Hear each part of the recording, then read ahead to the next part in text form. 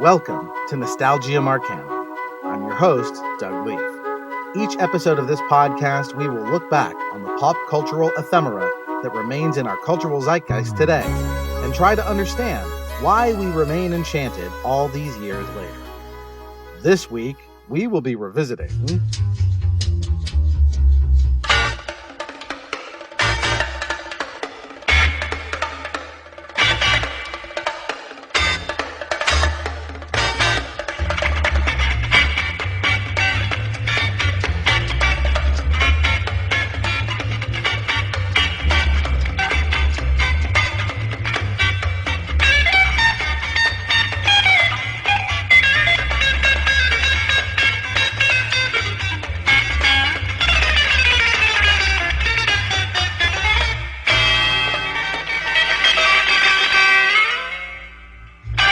When I think back on the cartoons that have influenced me, my sense of humor, and probably a lot of animators in the field, it's hard to think of a cartoon that made a bigger, louder impact than Ren and Stimpy. It was grotesque, it was subversive, it was mean-spirited, and it was very, very weird, but it sure hit me all in the absurdest 11-year-old feels that summer of 1991 when it came out. So I'm really looking forward to revisiting this show and all of its weirdness. And I'm not doing it alone. I've got a returning guest with me. She is the idiot to my bloated sack of protoplasm, my sister, Amy Baum. Hey! So I know that this cartoon was big with us in our house. You want to talk a little bit about how you first encountered it and how you felt about it? Well, probably 1991 was when the Nickelodeon Nicktoons started. So it was Ren and Stimpy, Doug, Rugrats, and I know I watched all three. And just Ren and Stimpy was the one that was just probably the funniest because it was silly. At the age of 8 or 9, I probably was into all the toilet humor. That was part of it. But yeah, that was just random and funny. I feel kind of the same way. It definitely hit me that way because it was gross, but I think it gets that reputation for being gross, and it is, but it's a lot more than just gross, and we'll get into, all of the other weird things it does and why it's so influential, because there were plenty of cartoons that were gross, but this did something much more intense and unusual and really interesting. Now, before we get too far into it, I do have to put a big disclaimer at the top of this episode, because we're going to be talking a lot of sugar about the show, and by extension, the immense talent of its creator, John Kricfalusi.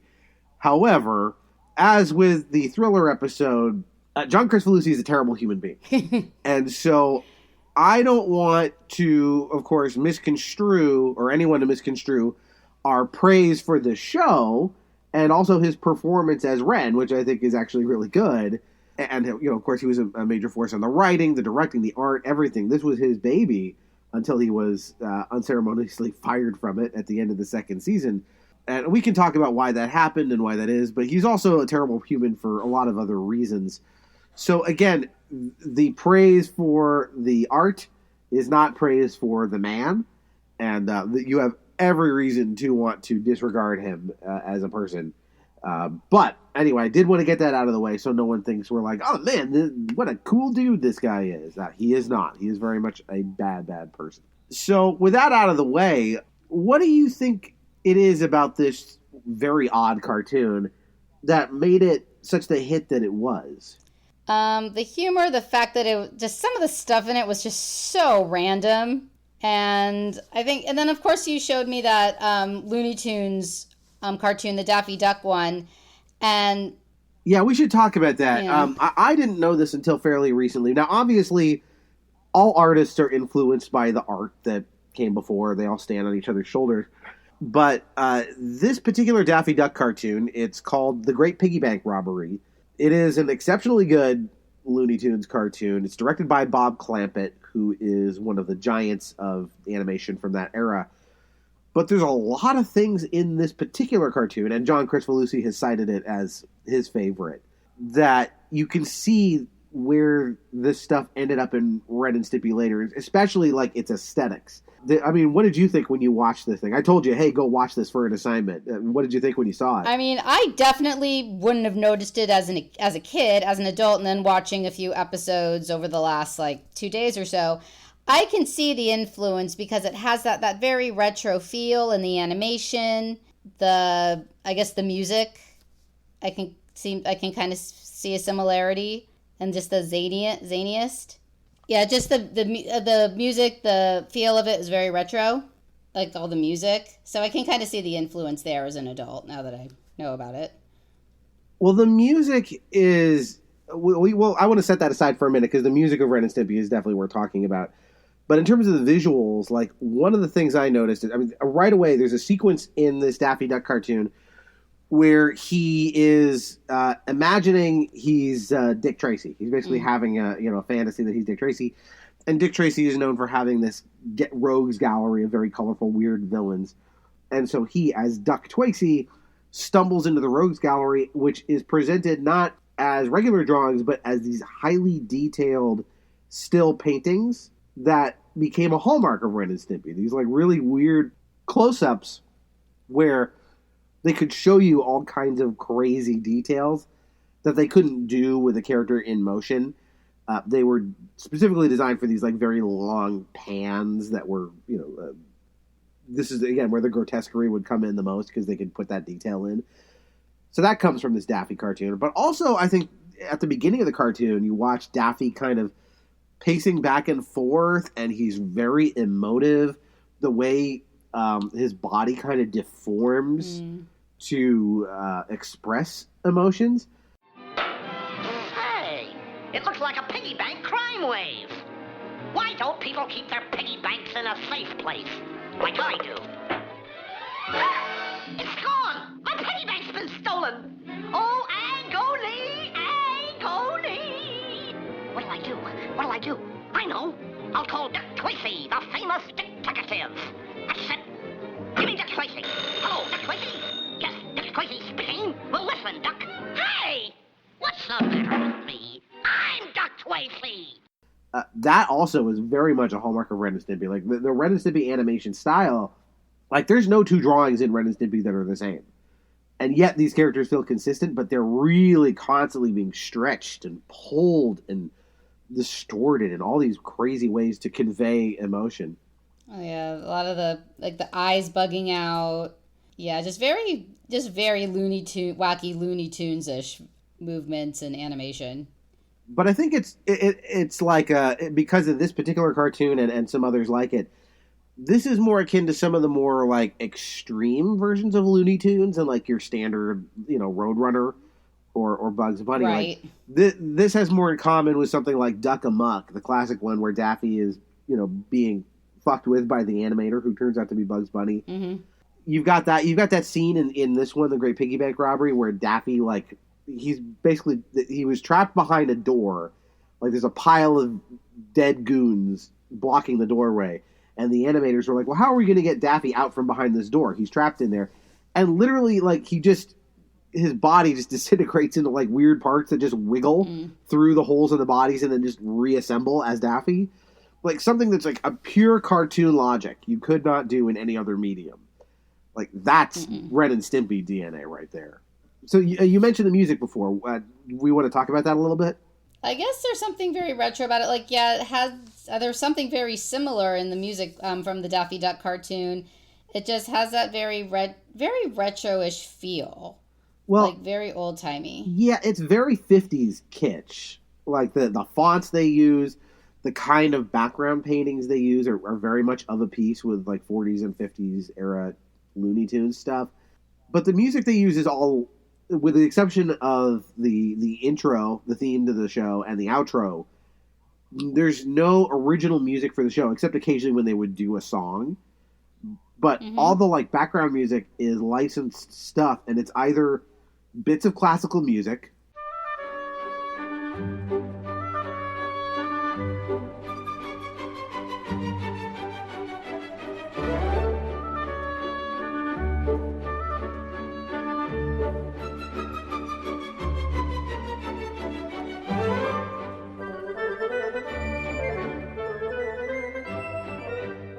which again, very Looney Tunes. Or these like oddball tracks that all sound like they're either from some forgotten sci-fi movie.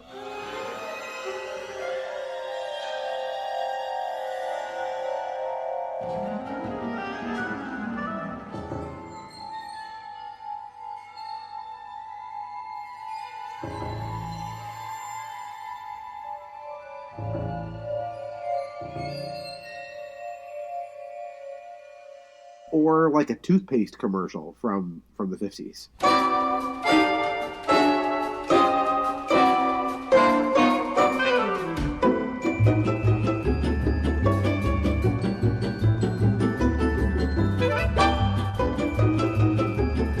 Oh yeah, because those like they do those little commercials in some of the episodes that we watch, and they have the log commercial. Right. And I think wasn't that that was like the song for Slinky? Yeah, or something? the log song is the Slinky jingle. Like it's just a direct parody of the Slinky jingle.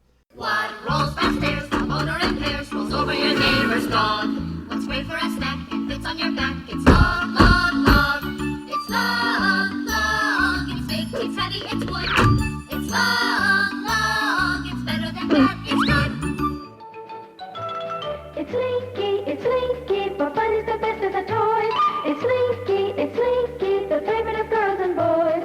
Everyone wants a Slinky, you ought to get a Slinky. And boys and girls, more fun. But you're right, like they would do there's Powdered Toast Man. They would do these other Don't Whiz on the Electric Fence. Like interstitial, quote-unquote, commercials for fake products within the body of the show. And there you would definitely get that 50s, feel of a commercial from the old times. I really like that. It gives the show, like, it's got a very distinct aesthetic identity, both visually and musically. Like, the look and sound of the show is unlike anything else. Like, you would never mistake it for another thing. And nothing else ever really even tried to copy it that much. Not really. I mean, Ren and Stimpy probably paved the way for some other cartoons, like especially on Nickelodeon. I mean, but not quite to that extent. Like later on, you got like Rocko's Modern Life, which could be kind of weird.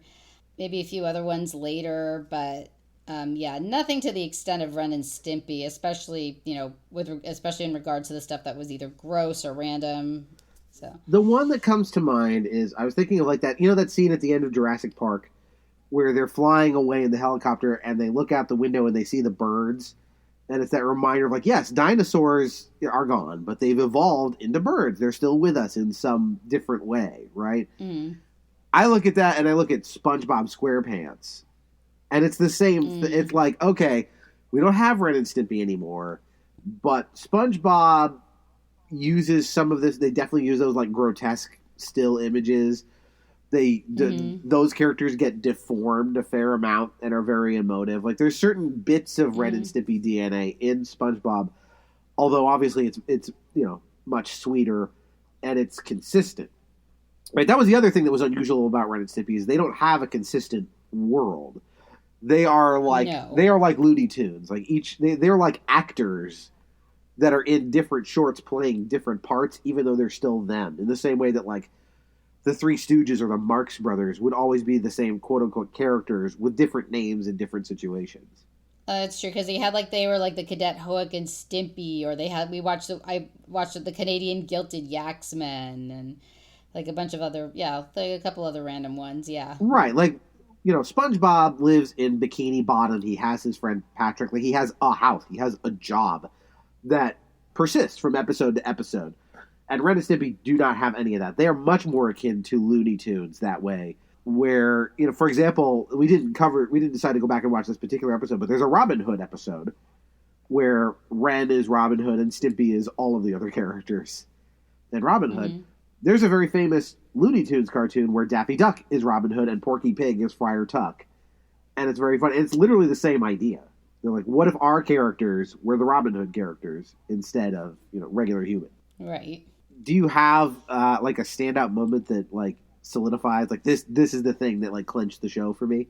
For Ren and Stimpy, probably the thing that stands out the most, probably Space Madness. I feel like that's the one we probably quoted the most.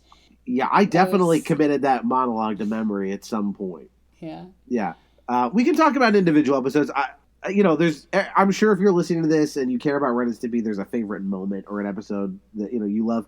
Whenever we cover a TV show on this podcast, we can't get to them all. So I picked a handful of episodes I thought were kind of representative of the run of the show. And also, I guess we should mention, so I alluded to this earlier, Kricfalusi was fired at the end of the second season.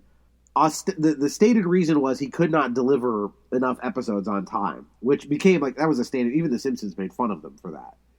That they could not, they just did not have very many episodes, and they could not get them out because Kricfalusi was so demanding and controlling about the content, and he was very particular about that. He was very protective of it. But Nickelodeon was like, "Look, man, this thing's a hit. We can't keep showing people the same reruns. We need new episodes." But beyond that, he was creating a hostile work environment and doing other things to, deserve getting fired. Didn't he? I feel like I read something on Wikipedia. Didn't he get in trouble for doing some inappropriate stuff with underage girls? He's a sexual predator. Yeah, I didn't say it, but yeah, he's a sexual predator. He's a bad person. I don't know if that was known at the time he was fired from the show. That it was going on back then, but I don't know if Nickelodeon knew about it. They certainly know about it now, and they even took his picture off of the wall of Nickelodeon honorees. He's off of it.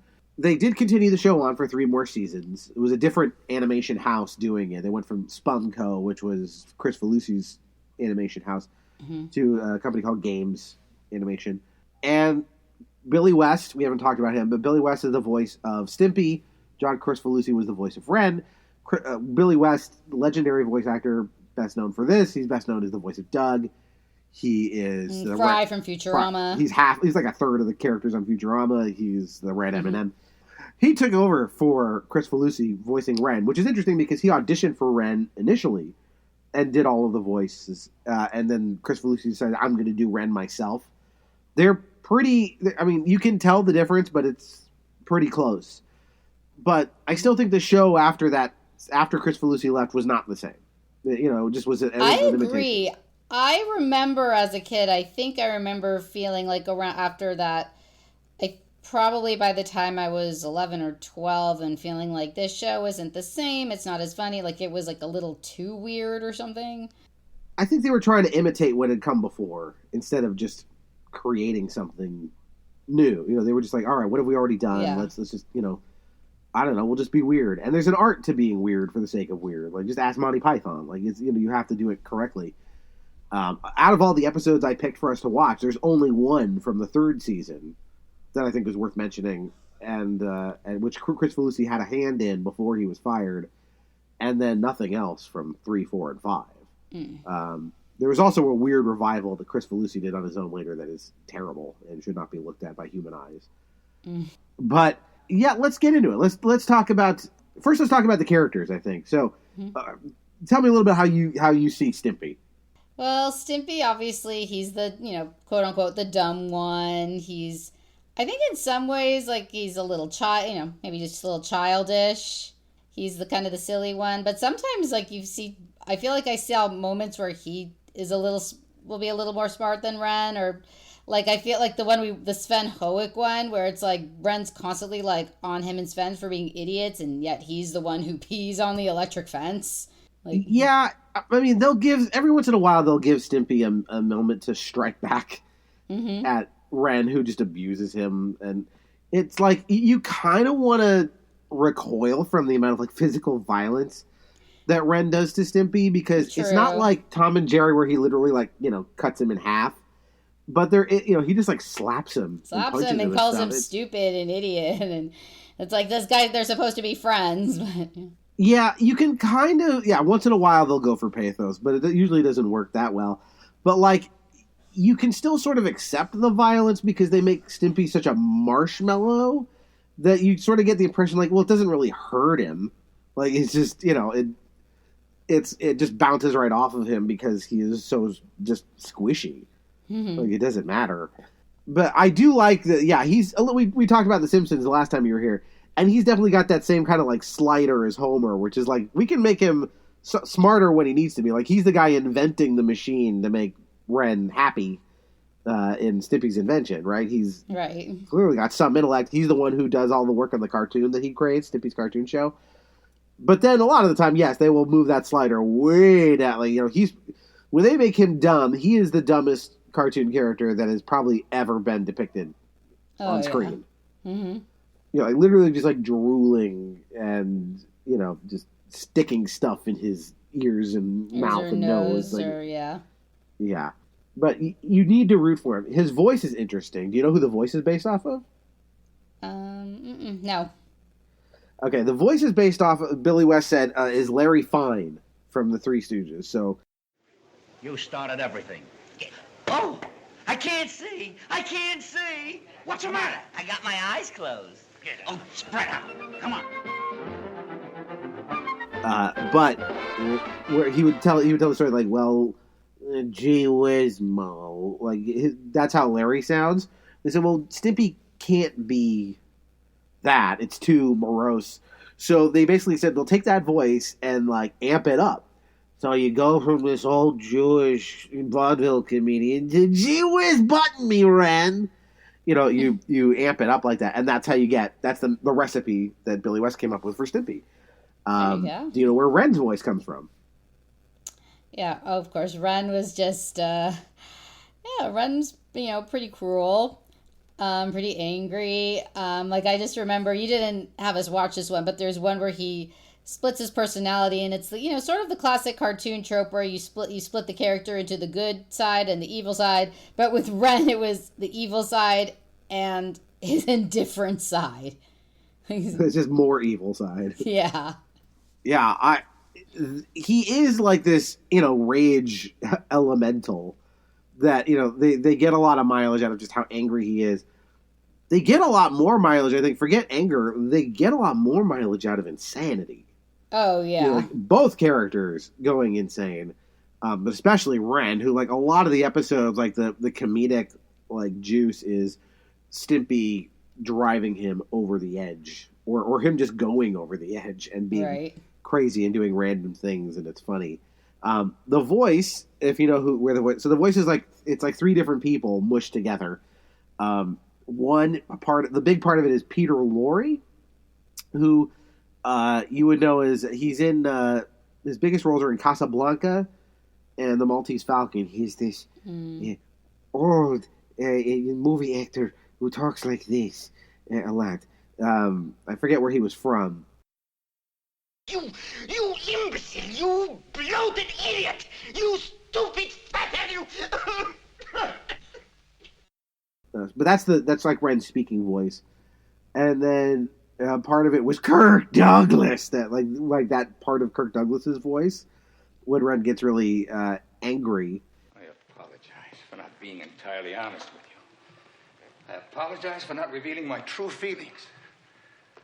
I apologize, sir, for not telling you sooner that you're a degenerate, sadistic old man. And you can go to hell before I apologize to you now or ever again. And, what's the third one? Oh, Burl Ives, of all people, who probably audiences would not know. He was a singer and actor, best known to modern audiences. He's the snowman from the Rankin Bass Rudolph the Red-Nosed Reindeer stop motion thing. He's the narrator snowman. That's Burl Ives. He sings Holly Jolly Christmas. And those three make Ren. There you go. Okay, yeah, I didn't know that. Yeah, that's where the voice comes from. But, yeah, he's the Asthma Hound Chihuahua. Let's talk about Space Madness. That's a good place to start. Probably, yeah, if you were going to show somebody one Ren and Stimpy episode, this might be the one you show them. This one and maybe Stimpy's Invention, I think. I would say those two. Yeah, so Space Madness, that was just that monologue just stuck with me forever. Like him going crazy in the bath and eating his soap thinking it's an ice cream bar. Yeah, but before you get to even the mania, it's an interesting episode because it kind of introduces the concept of Commander Hoek and Cadet Stimpy. Because it opens with them like getting ready to watch that on TV, which is, I guess, themselves. Like you have this whole segment of them sitting in front of a TV talking about it, and then the episode starts, and then we're right into Ren talking about them being on a long space voyage and this whole idea of like cabin fever, of going mad on like a 36 year mission or something. Or I forget the years. Or they're not on duty for another like couple of years. Yeah, they say it's like downtime, but it's like 6 years of just downtime of just the two of them. And that's when you get one of these matte paintings, right? It's like, okay, what are we going to do with 6 years? And it's just them, like, it's just red. You can just see him staring at Stimpy and all of his, like, pores and scabs and stuff as he's just looking over this, like, grotesque thing in front of him. That's when they get the mileage out of that. But then you're right. Then we get to that monologue, which I'll have to drop in a clip of that because it's wild. You like the same things I do. Wax paper. Boiled football leather. Dog breath. We're not hitchhiking anymore. We're riding. Stop it. You're talking crazy. Oh, no. I know what you want. You coveted my ice cream bar. Come on now. No, you don't. You can't take it from me now. I've had this ice cream bar since I was a child. People always trying to take it from me. Why won't they leave me alone? Yeah, he's, floating around. He's eating ice cream. I mean, you can talk about some of the things that go on during the sequence. Yeah, quote-unquote ice cream. Yeah. Yeah, it's a bar of soap he's eating and saying it's ice cream. And then even the end, it's like how it ends where, like, he tells Stimpy, like, oh, that's a history eraser button. You just have to guard it, but don't touch it. And they have that announced. I was going to say, this is where the show gets random and strange, where it's like, a lot of times Monty Python sketches would just sort of end. They don't have to, land that plane smoothly. Mm-hmm. So, like, we've just gone through this entire sequence where Ren is going, completely insane and just raving mad. And then the next scene is Ren tells Stimpy to guard this button that will erase all of history if pushed. And then the question is he going to push it? Can he resist the temptation? To which he screams, "No, I can't," and pushes it. End of episode. There is this Stimpy scream that you hear from time to time. This maniacal high-pitched laugh, which is Billy West, and he told a story about it where he said they kept pushing, and Kricfalusi just keeps pushing and pushing, louder, crazier, and he's afraid because he's like, I'm gonna blow out my voice. I'm a voice actor. If I blow out my voice, I got nothing. And he of course reaches this insane height, and he said I'm never doing that again. He had to take days off to recuperate. You will hear that they used it many times in the series because damned if he was going to do it a second time. We'll just reuse the clip. I'll drop that laugh in somewhere to here too so you can hear it. It's really something.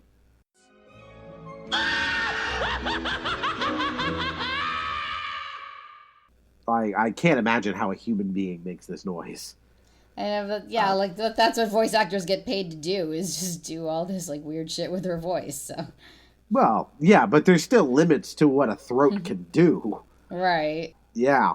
All right, so what do you want to talk about next? Which one? I want to save Son of Stimpy for last, because that's the Christmas episode. And this is going to come out over Christmas. I would say probably the next one would be Stimpy's invention. Just, because obviously who doesn't know happy, happy, joy, joy.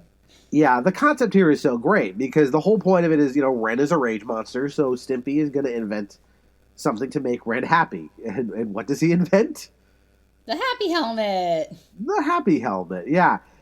And so he slaps it on him, and it makes him quote-unquote happy. But there's also something kind of deranged about the way, Ren has that smile where it's, kind of slowly going in the teeth, he slowly starts seeing his teeth and... Hey, what's happening to me? No, got to fight it.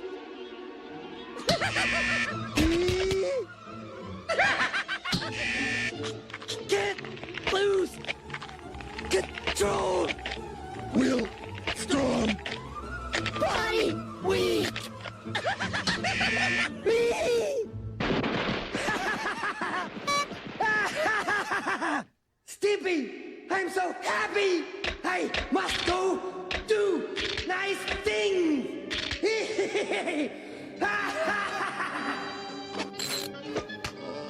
You can tell that he is being forced to be happy against his will. Right? it's contorting his face into a smile grotesquely. It kind of reminds me of that classic GIF that you'll see now from How the Grinch Stole Christmas, where Chuck Jones animates the Grinch and his smile kind of goes up the corner of his mouth and his hair curls up and then it just kind of keeps curling and getting crazier and crazier. It's a little like that. It's, again, this is cartoon body horror as he is forced to be happy. And then once he is quote unquote happy, he's jittery and he kind of talks must do nice things. It's not natural. No. And you get all those they kind of do this other thing when the emotions get high. They get rid of the to call them realistic, but they get rid of the background of the house that they're in, and they're in a kind of this painted void. They use that a lot, to convey insanity too, when things are getting really surreal. But yeah, you can talk. I mean, there's experts on animation who'll talk about this, but the level of detail and fluidity of this motion is really light years away from what any other TV animation was doing. It's almost on par with Disney, feature animation. You mentioned Doug and Rugrats, the other two Nicktoons at this time. Nothing like this. They were so primitive in terms of their animation. Yeah, well, those two weren't really silly. I mean, Doug could have been like a sitcom, really, and then, I mean, Rugrats was sweet. I mean, Rugrats was about babies, so. It's not even that though. It's the style. It's a lot of the comedy from Ren and Stimpy is not so much a clever line of dialogue. It's often the intensity with which it's delivered, right, and the way it's drawn. They're just funny drawings. So yeah, let's talk a little bit more about Stimpy. So we get to the song, of course, which Stimpy tries to put on to make Ren happy, which is happy, happy, joy, joy. Hello, boys and girls. This is your old pal, Stinky Whizzleteats. This is a song about a whale. No! This is a song about being happy. That's right. It's the happy, happy, joy, joy song. Happy, happy, joy, joy, happy, happy, joy, joy. Happy, happy, joy, joy, happy, happy, joy, joy. Happy, happy, joy, joy, happy, happy, joy, joy. Happy, happy, joy, joy, joy. I don't think you're happy enough. That's right. I'll teach you to be happy. I'll teach your grandmother to suck eggs. Now, boys and girls, let's try it again. Happy, happy, joy, joy. Happy, happy, joy, joy. Happy, happy, joy, joy. Happy, happy, joy, joy. Happy, happy, joy, joy. Happy, happy, joy, joy. This is another thing where the Burl Ives influence comes in, actually. So, in the middle of the song, there's these breakdowns where the singer's the little critters of nature, they don't know that they're ugly. That's pretty funny, a fly marrying a bumblebee. He just says this stuff. Mm-hmm. All of that is Billy West doing lines that Burl Ives did in movies and stuff, and albums he recorded, totally out of context. It's just random word salad from Burl Ives.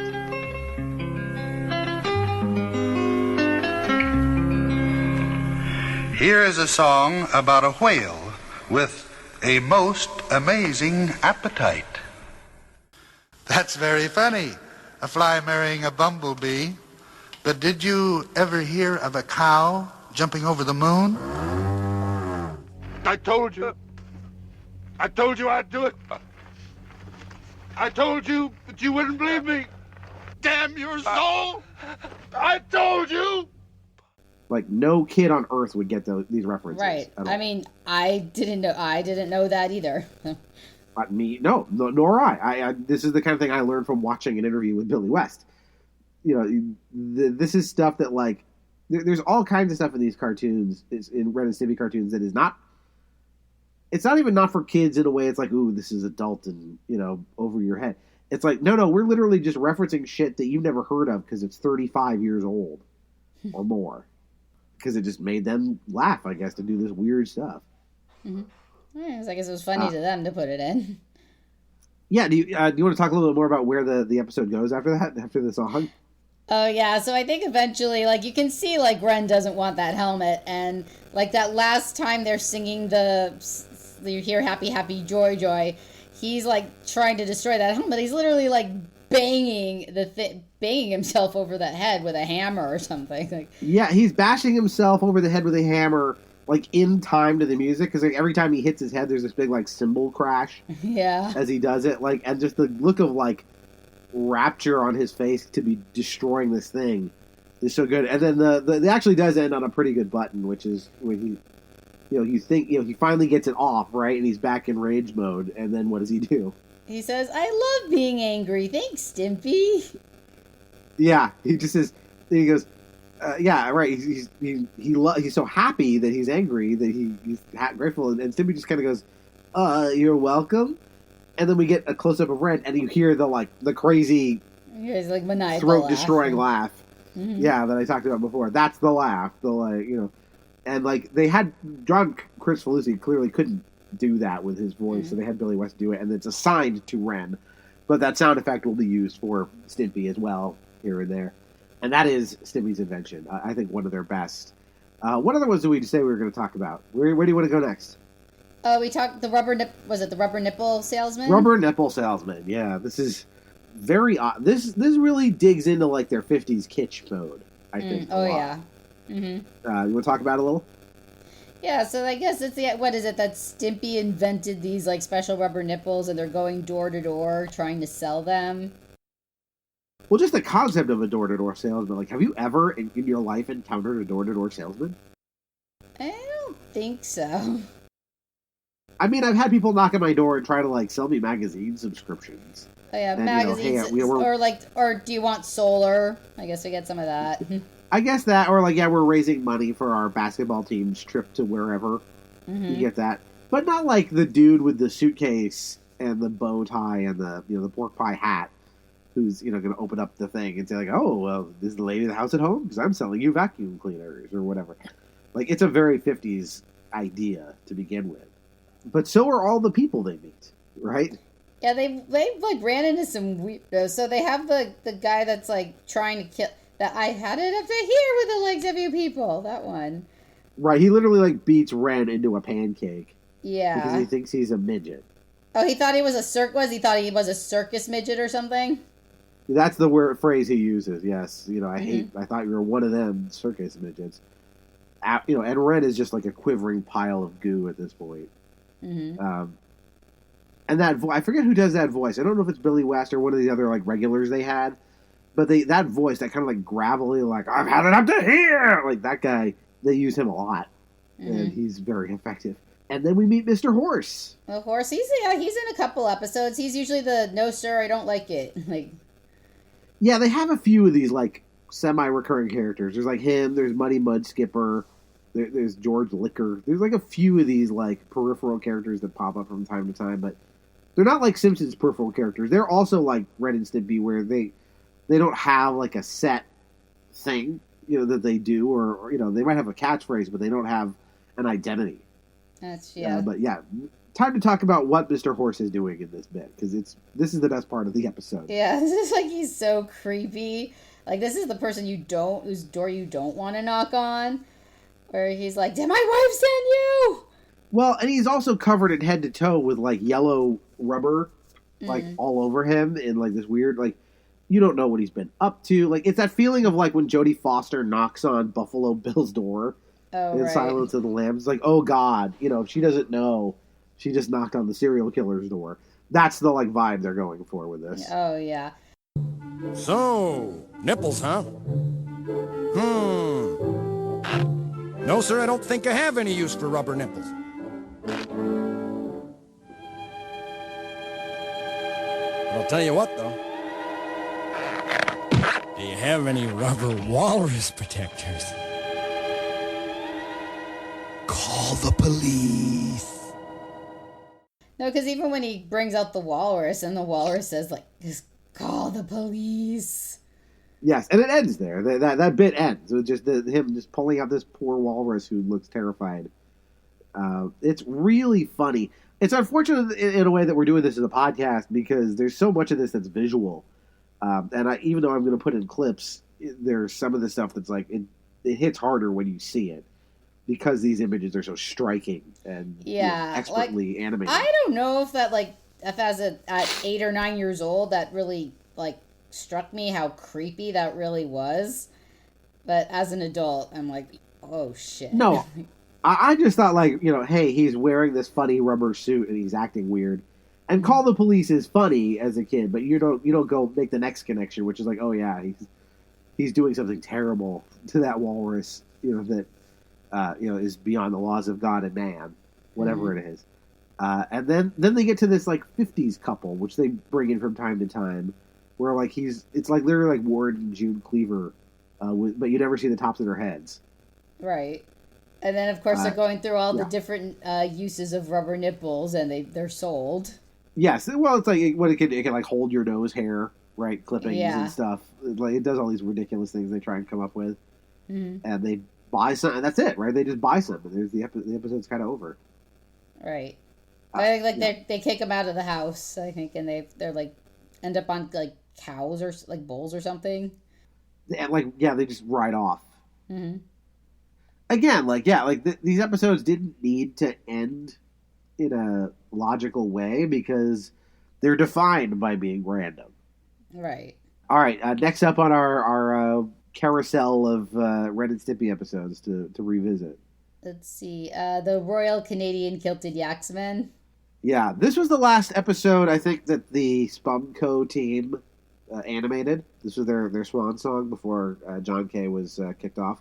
It's one of the rare episodes it's the entire episode. It's not, usually you get like 2 shorts. Mm-hmm. This time they spent the entire thing. And go ahead and explain what this is. So I guess they're sent on this mission that it's like they could, basically die for their country.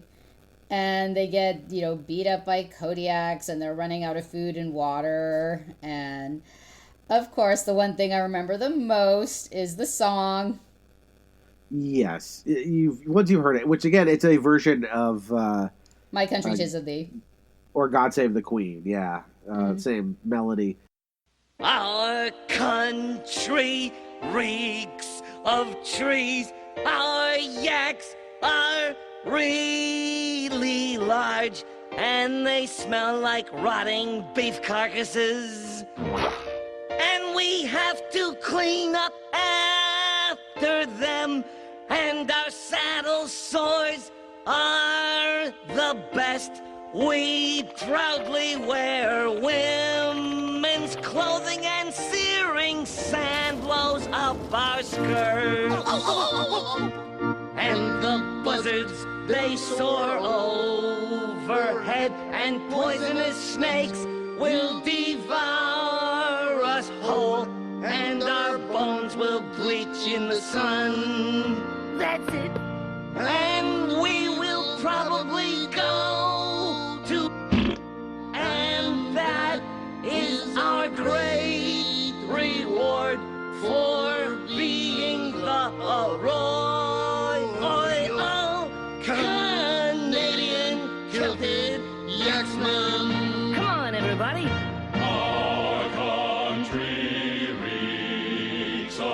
And yeah, you're right. Like this episode is explicitly set in like the 1800s, so again, no continuity with anything else in the show. It's one of these episodes where they die at the end. That happens from time to time. Whatever, they can where die. You just like because they have like you see them saluting, and then like years later you see their skeletons, and there's like a freeway over them. Yeah, they haven't moved from that spot. Mm-hmm. But I believe their solution to survival is to eat dirt. Yep. They find like a rich vein of dirt. But I love that like in the middle of that, Stimpy's like, I got the dirt, and Ren like slaps it out of his hand. He's like, no, that's poison dirt. There's great weird stuff happening in this thing. You get the yaks that they're riding like conspiring against them. Yeah, or like the one like freaks out because he's so sick of Stimpy singing the song. After them, and our saddle sores. Shut up! I can't stand it anymore! All the time, singing! Why won't he stop? Yeah, well, they have him sing the song, and it's this like 2-minute long triumphant moment. Mm-hmm. And then it cuts to them like crawling through the Canadian desert. Yeah, there's a desert in and Canada. He's still singing it. Yeah, it's great because it kind of plays on that idea of like you can't really be racist against Canada. It's like sort of impossible. You could just sort of like, oh, we can make any weird thing we want. And I guess, hey, if you're Canadian and you found this offensive, I can't argue with you. But there is this sort of weird thing, which is like, yeah, you know, it's so absurd. You know, like, this is what Canadians are. They're these Mounties that this is their history. That, you know, these two dudes went and found dirt and for colonization. And I guess they paved the way for South Park to make fun of Canadians too. Yeah, definitely. Yeah, there's definitely, I think, a line from there. Although I saw an interview with Trey Parker where he said, he was talking about Ren and Stimpy, and he said, like, he felt like he didn't get it, that all his friends really thought it was funny, and he realized all of his friends were stoned. I don't think you have to be stoned to enjoy Ren and Stimpy. I sure wasn't. No, yeah, no. At the age of, like, 8, 9, 10, 11, no. No. So. But that is the Royal Canadian Kilted Yaxmen. They would come back to Yaks as a comedy thing later. They did an episode that was like Merry Yaxmas or something. The song would definitely appear on albums that they put out. I mean, they put out a lot of merch. But definitely they put out some Ren and Stimpy albums. They followed The Simpsons. I don't remember there ever being albums. Yeah, there were. I knew one of my friends growing up had one. And I remember listening to it. And it's like, it's the songs. It's the songs you already heard from the show. It's like, here's Log. Here's Royal Canadian Kilted Yaxmen. Here's Happy Happy Joy Joy. And maybe some other, like, bits in between. But it wasn't a lot of original material. The one thing I do know is there's I think a bit from, there's like a Firehouse Dogs cartoon short. Yeah. That they did. It's, you know, the first season.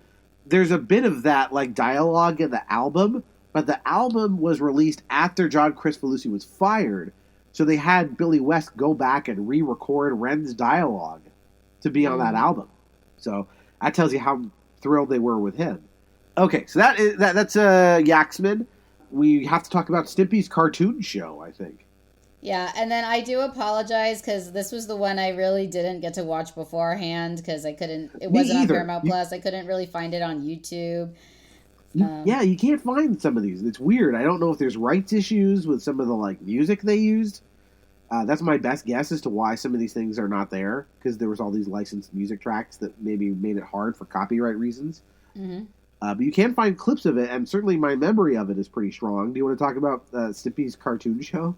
I just the one thing things I remember, I guess Stimpy's making their cartoon, and he convinces Ren to be involved by being the producer because he tells him, oh, when the cartoon's done, the producer takes all the credit. You can play producer. Producer? What's that? A producer is the guy that tells the artist what to do and later makes all the changes. And then, when the cartoon's done, he takes all the credit. Yeah. This bit of it is the whole thing is very meta. Like, you can tell this is absolutely... Yeah. This is similar to the Poochie episode of The Simpsons, where it's like, we're going to write an episode that's all about the business of making cartoons. And you said that, like, he convinces Ren to join the cartoon show. Ren is, like, very dejected because he's not part of the show. And so Stimpy's like, well, I need to give him a job so he'll feel like he's not left out. And so he says, you can be the producer, at which point he becomes a tyrant, as Ren is wont to do. So you can find these clips of, like, he's, you know, ripping apart Stimpy's storyboards. He's making him do things over and over and over again. It's, you know, in his usual cruel way. But I love that clip where he talks about what a producer is. I think that's really funny. And then wasn't this the first one that they introduced this character, Wilbur Cobb? Wasn't this the first one that he appeared in? Yeah, so Stimpy's goal is to get this cartoon in front of Wilbur Cobb, who's basically Walt Disney, right? That's in the continuity of this episode. That's what he's like, right? He's this legendary animation figure, and Stimpy wants desperately for him to see the cartoon, as does Ren. And they have this meeting with him in his office, and it's like, never meet your heroes, especially on Ren and Stimpy, because you want to talk about what he's like? I have, like, vague memories of him just being, like, I feel like the more they used him, they got just more weirder and gross with him. Yeah, even in this first episode, though, like, for one, his body is literally falling apart. Mm-hmm. Like, he'll and it's not, there's no continuity, right? So he'll get up from a desk, and his arms will still be there on the desk, just rip right off of his shoulders. And then in the next shot, they're back.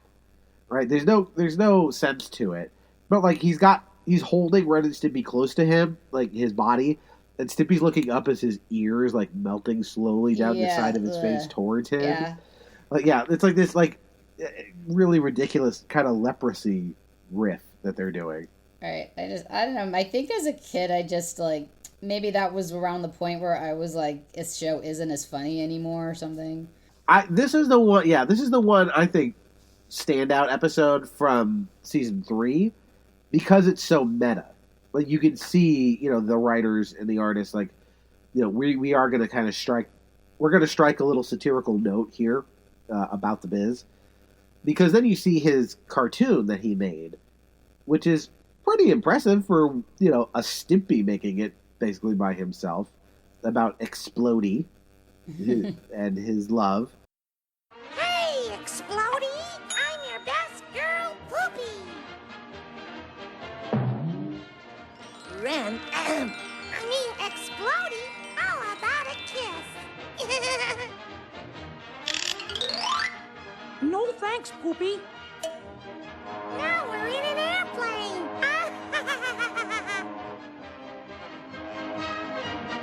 Is that you, Explodey? Well, Explodey, I'm ready for that kiss now.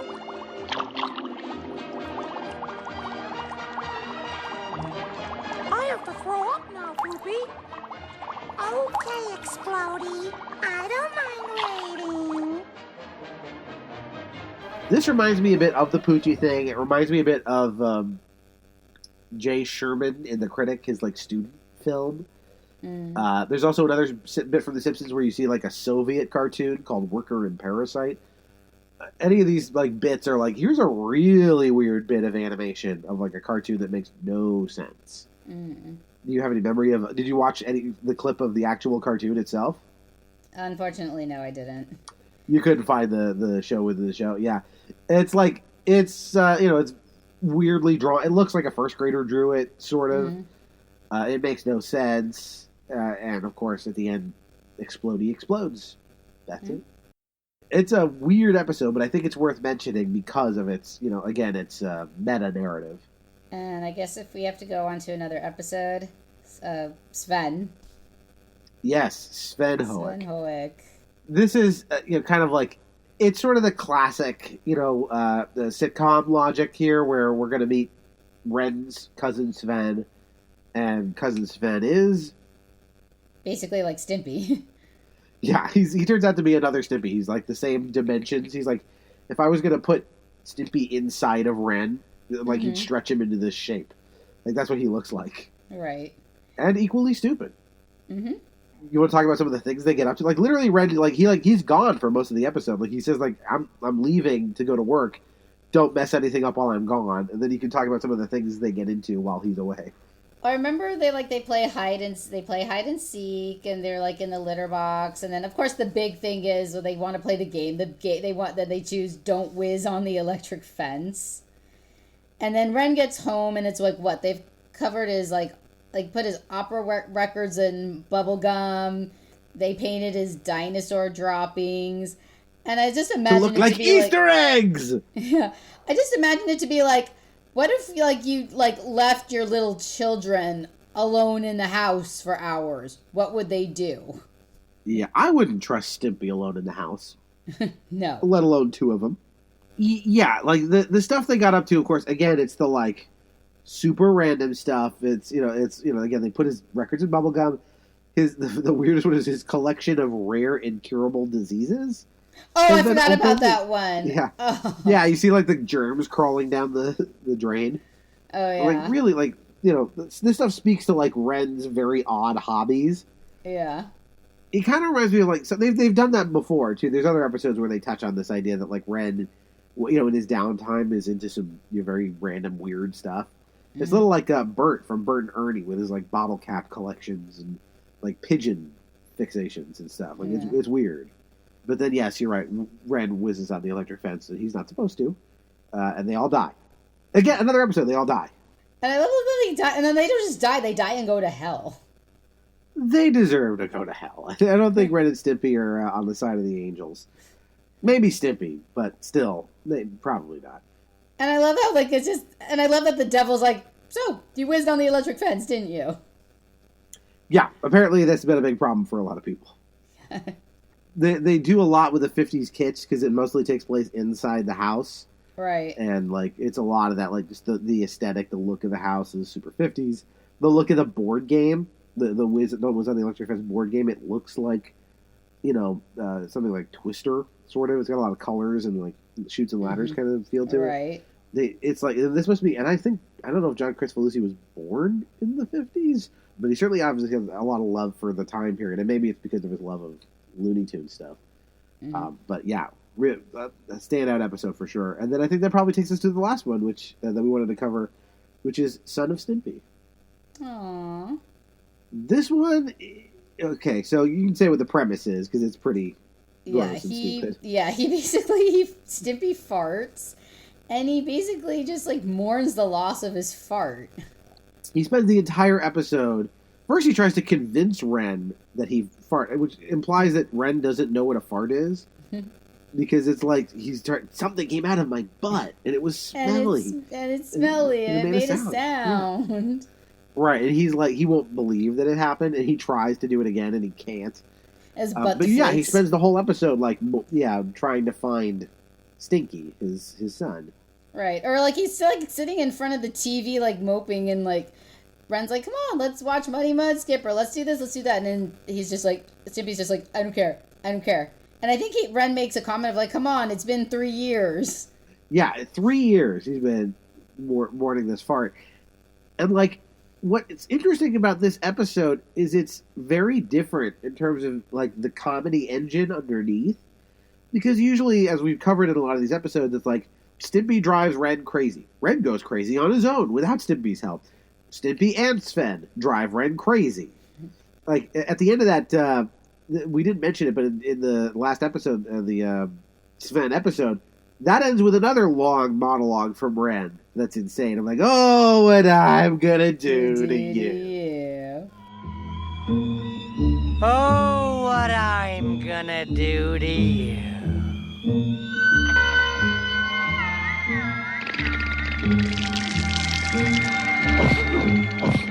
I'm so angry. First, I'm gonna tear your lips out. Yeah, that's what I'm gonna do. And then, I'm gonna gouge your eyes out. Yeah. That's what I'm gonna do. We don't like this, Ren. Yeah, you scary us. Good. You scared, huh? Next, I'm gonna tear your arms out of the sockets.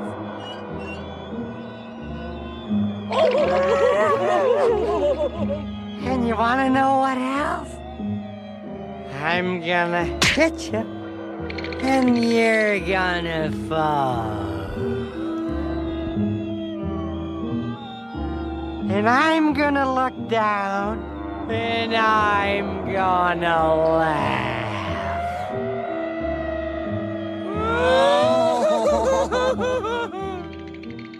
Yeah, like, it's very similar to the Space Madness monologue. And here, Ren isn't mean at all, or almost never. Right? He's actually very, like, worried about his friend Stimpy and his, like, torpor.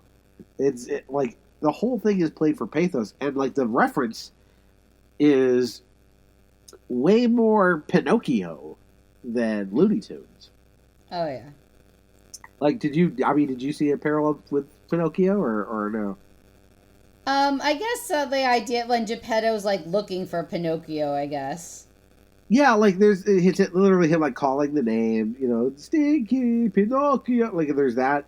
There's also, like, a tower in the back. They show, like, a shot of, like, a bell tower. Going, like, dang, it's a very Disney-looking bell tower. Oh, yeah. Like, the visual reference is all, like, classic Disney as opposed to classic Looney Tunes. It's Right, like 'cause, they yeah. went out of their way.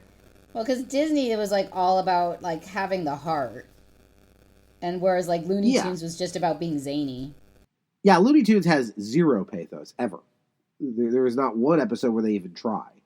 And here they actually do. Like once you get past the premise of like it's a fart, everything else about the episode is like, oh, he's really dejected. He's devastated at the loss of his quote unquote kid. And Ren's sad that he's losing his friend. Like they really worked that pathos very hard in this episode, and it kind of works. Yeah, But for the fact that it's a fart. and you're like almost gonna cry when he comes back, and then the fart comes back, and he's like, well, I'm not really back. I'm all grown up, and like, yeah, I'm getting married to a dead fish. Yeah.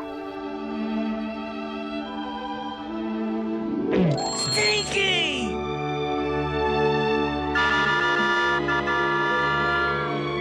Dad.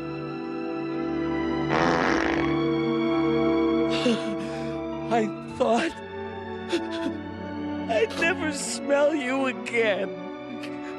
And now you're back, and we can be together forever.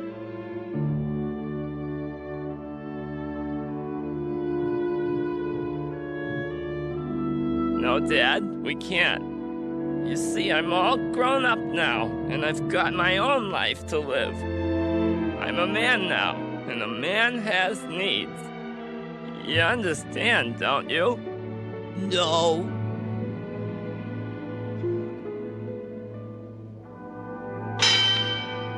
Wait here, Pop. Maybe this will help you to understand. Come on in, honey. Dad, I want you to meet my fiancée, Cora. She's beautiful. It's very silly, but like also we should mention it's like a Christmas episode because like at the end of the episode it's Christmas time and Stimpy's very sad because he's alone for the holidays without his son, and like they're all wearing the red hats and there's tinsel everywhere and mistletoe, and it's like it's interesting. Like I don't think the episode was necessarily released at Christmas time, but like it's the closest. I mean, it's undeniably a Christmas special. Oh yeah, and that's it, right? Stinky gets married. And then they go on their honeymoon or go to live. They move into Ren's left it's like nostril. they go into his nose and close the door. Yes, because there's a door in his nose, of course. Yeah. And they put a do not they put a do not disturb sign on it. Right, which as a kid I didn't get, but obviously that implies that this now this fart is going to have prima nocta with this fish head. Stuff they could get away with, they could somehow slip past the Nickelodeon censors. But I think that's a good place to kind of to wind down on Ren and Stimpy because like it just kind of shows the spectrum of what they were able to accomplish on this show. Yeah, absolutely. Because that was like one of the rare Son of Stimpy was definitely one of the rare times where they had that pathos. I mean, sometimes you definitely had that. Like I think I remember there was the one where Stimpy's fan club where like Ren's like crying his eyes out at the end because Stimpy was the one who wrote him a letter about how wonderful he was. So I mean, yeah, they got there at times. Every once in a while they would go for it, and I think it's sort of like it's still. I don't know if we're meant to sort of just be mean spirited and laugh at it because I think maybe John Kricfalusi would, but this show thrives so much on the way they would animate emotions, right? Most of the comedy is this melange of like it's lol random combined with like taking every emotion to 11 and again distorted faces and like eyes bugging out, and like sometimes that would be mania, a lot of times it would be mania or rage, and every once in a while sadness, suffering, loneliness, isolation. They would figure out we're going to work in a different gear today. We're going to, mine some other, or like ecstasy, like, just joy, happy, joy, right? They would find ways to make all of these emotions into the jokes. That's where the jokes lived. Do you want to talk a little more about anything else you kind of want to bring out about your experience with Ren and Stimpy before we wind things down? I would just say that, yeah, probably just some of the more gross, like, toilet humor stuff, definitely funnier at the age of 9 than as an adult. Just some of that stuff now, I was sort of, like, watching it as an adult. Some of it I was just kind of cringing, but... Yeah, sure. I mean, it's not something I would want to show Ben and Celeste yet. They're too young. No. But I think, you know, the coming back to it, it was like, man, the craftsmanship on display is second to none. No TV show would have the budget to do this kind of animation now. No. And no show would be as daring to do this stuff. I think it would be nice to see. I know supposedly there's a revival in the works. I don't know who's behind it. I know they got Billy West to supposedly sign on to it. But well, especially if he's still doing Futurama. Yeah, I mean, you could do it without him for sure. It wouldn't work. But I was just struck by, like, man, the show got such a rep for being gross. And, you know, yes, okay, so we're going to do this episode about a fart, right? That's so faded into the background as I watched it. I'm like, man, there's so much more going on here. Like, once you get past that and you're, like, into the meat of what's on offer on the screen, it's wild. And it's just so, it's such a, like, it's like a big middle finger to all of animation that had been going on up to that point. I'm like, we're going to do, no one wants to watch any more of this, like, sludge Saturday morning bullshit. We're going to do something really intense and weird and showcase the best our animators yeah, because just in general, the 90s, I feel like, was when cartoons got better. Like, we had a lot of good cartoons. You know, because this was, I mean, The Simpsons was never meant for kids. And The Simpsons, the quality of The Simpsons animation can't touch this at all. But yeah, you're right. Like, this was like, it was a dare, basically, the other animators and animation studios to go like, look what we can do. Can you do that? Can you push this envelope? I think you need that. You need people in art to kind of, you know, push back and say the status quo isn't good enough. We can do better. I mean, yeah, if there's any cartoon that pushed the envelope, definitely this one. I don't think there's been a cartoon that's pushed the envelope since. Yeah, you know, I mean, there have been cartoons that have pushed other envelopes. Like, there's like BoJack Horseman that will talk about, you know, really adult concepts. There's things like that. But in terms of, like, animation, the craft of animation, nobody's done this. Nothing like it ever since. And it's kind of surprising because it was such a hit. I want to see that. I want to see some young guy out of, like, Cal Poly's art program draw something absolutely insane and then deliver it to me to watch. Anything else you want to say about Ren and Stimpy before we call it a night? I think I'm good. All right. Well, then in that case, let me do some quick admin. Of course, if you like the show, go to iTunes or wherever you listen to this and like, rate, and subscribe.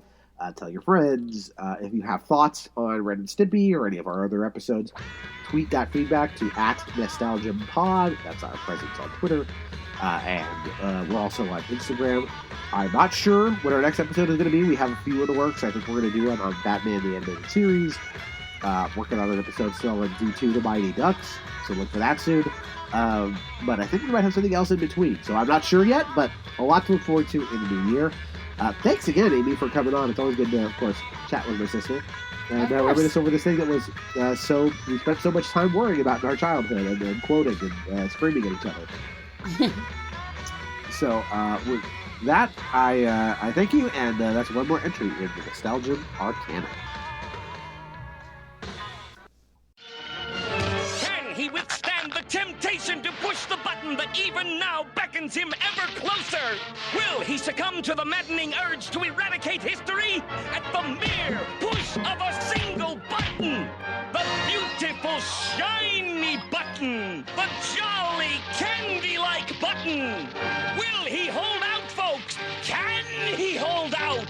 No, I can't!